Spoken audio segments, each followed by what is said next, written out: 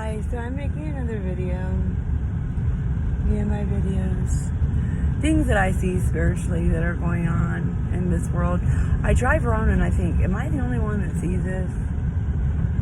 Because I used to ask people, do you see that? And I'm like, what are you talking about? So maybe when the Bible verse says you have eyes to see and ears to hear, to you the mystery of the kingdom of God is known, to others it is not. Maybe they don't. A worldly person don't understand spiritual matters, so maybe they're not.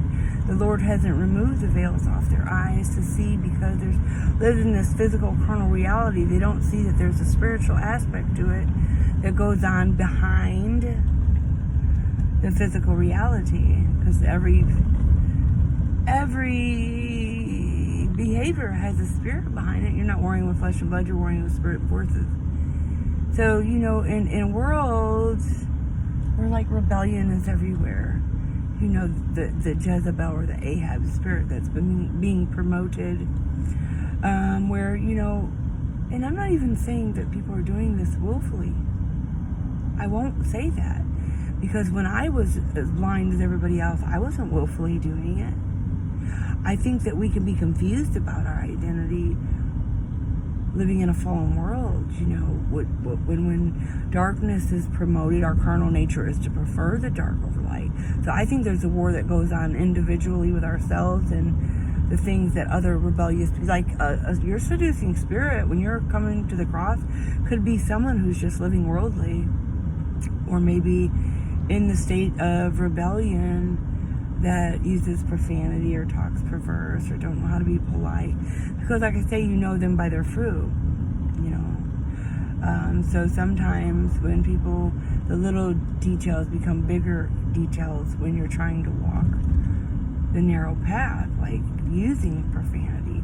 An unhealthy tongue has an unhealthy mind or an unhealthy heart. Desires of a man's heart controls his thoughts.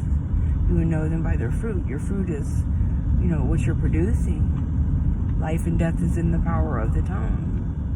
You choose the tongue of the crafty. You might be crafting yourself into damnation. Every idle word and action goes into judgment. So I always tell people, I don't want to throw myself into condemnation. I'll never envy a wicked person. A wicked person in the eyes of the Lord is just someone who's disobedient or living in sin. Even state rebellion is the sin of witchcraft. Where you become not only your own betrayer, but you betray other people. You can't accept unconditional love. You can't get something you're not willing to give, and you can't receive it if you're not acceptant of it. And if you're in the state of a rebellion, you're pushing it out. I can assure you of that. If you are in the state of rebellion, now I get upset. I have a righteous indignation, of course. This is a righteous anger over the injustices and evils in the world, and that's a sound mind, and anybody should be upset about those things. The Lord was angry with the wicked every day. He hated the deeds of the Nicolaitans. An open rebuke was love. To love somebody is to warn them of their eternal consequences. Have I become the enemy because I preach the truth? The truth becomes the hate speech. Because you're messing with the reality of this fallen world that Satan governs this given society to live in. And the whole world marveled, so to speak. So I'm not going to say anybody's a bad person. I'm going to say people are in error from being existent in a world sabotaged by sin. This is like the days are evil. Rebellion is everywhere. Lawlessness. Sin is lawlessness. And this is why you see the judgments or the sin, the sicknesses, the disparities that come upon people's life living in the dark. They went down into Egypt, a confused life, strengthened their hand of Pharaoh, hardened their hearts to the ways of the Lord, and it will cause them shame and be the reason they perish. That's why the Lord commands us to come out of Egypt. We're all in Egypt. Born in sin, we're in Egypt.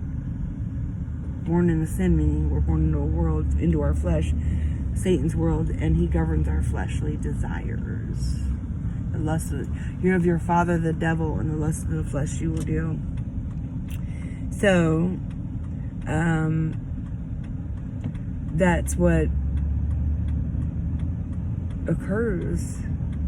You're being governed by your carnal flesh. And so when you're born into a world that grooms you to adhere to that, or they know not what they do, Father, please forgive them. So by default serving Satan and don't even know you are.